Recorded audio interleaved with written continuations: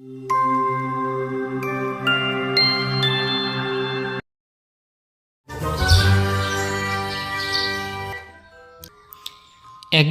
এক চালাক শিয়াল তার খাবারের খোঁজে বনে ঘুরে বেড়াচ্ছিল। হঠাৎ করে সে এক বিশাল বড় বাঘের সামনে পড়ল। চালাক শিয়াল বাঘের মুখোমুখি হতে হবে টের পেয়ে গেল। চালাক শিয়াল মনে মনে ভাবতে লাগলো, এইসব কি হয়ে গেল রে বাবা, আমি আমার খাবারের খোঁজে এসে এখন তো আমি কি বাঘ মামার খাবার হয়ে যেতে হচ্ছে। এখন আমি কি করব, কি করে বাঘ মামার হাত থেকে রক্ষা পাবো? না, আমি এখন এখানে দাঁড়িয়ে থাকলে চলবে না।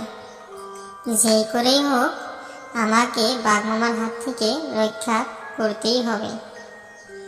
আজকে যদি আমি বেঁচে ফিরতে না পারি তাহলে সবাই আমাকে চালাক শিয়াল না বরঞ্চ গাধা বলে ডাকতে শুরু করবে।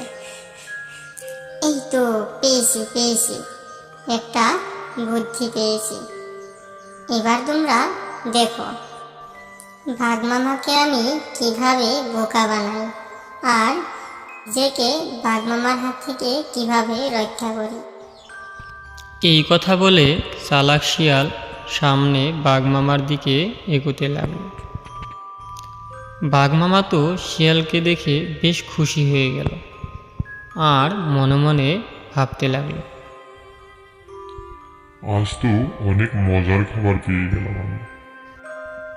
এই কথা ভেবে বাঘ মামা শিয়ালকে খাওয়ার জন্য শিয়ালের দিকে এগোতে লাগল।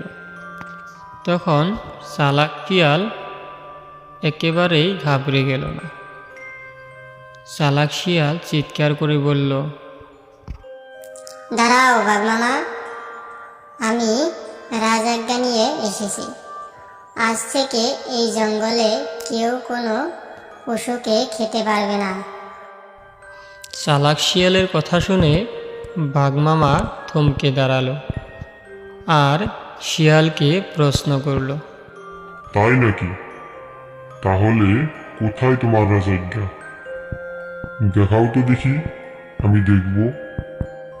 তখন চালাক শিয়াল বলল, তুমি আমাকে বিশ্বাস করতেছ না। তুমি রাজআজ্ঞা দেখতে যাচ্ছ। আমার কথা বিশ্বাস না হলে তুমি আমাদের মহারাজকে জিজ্ঞেস করতে পারো। আমি সোজা তার কাছ থেকে এসে বলতেছি।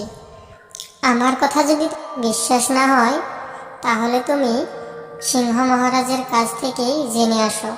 যাও, আমি এখানেই দাঁড়িয়ে থাকবো। তুমি আগে সিংহ মহারাজের কাছ থেকে জেনে আসো। বাঘ মামার শিয়ালের কথায় কিছুটা সন্দেহ থাকলেও চালাক শিয়ালের আত্মবিশ্বাস দেখে বাঘ মামা ভাবল, হয়তো শিয়াল সত্যি কথাই বলেছে। সে আর শিয়ালকে খেল না। একদিন পরদিন বাঘ মামা সিংহ মহারাজের কাছে গিয়ে সব ঘটনা খুলে বলল। সিংহ মহারাজ বাঘ মামার কথা শুনে তো রেগে আগুন হয়ে গেল আর বলল, একটা সাধারণ ছোটখাটো শিয়াল তোকে ধোঁকা দিয়ে গেল। তুই এত বোকা কিভাবে হলি বাঘ? আমরা যদি পশু না খাই তাহলে আমরা কিভাবে বাঁচবো? এই গল্পটি থেকে একটা শিক্ষা নেওয়া উচিত যে অন্যের কথা বিচলিত হলে কখনো সফল হওয়া যায় না।